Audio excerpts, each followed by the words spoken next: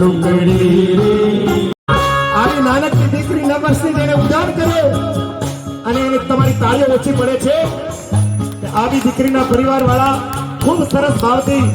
ભક્તિબેનના આ અને સુગનલબેન નિલેશ શાહના કરાડવાળા મહારાષ્ટ્રના એમના પ્રથમ ઉપદાન નિમિત્તે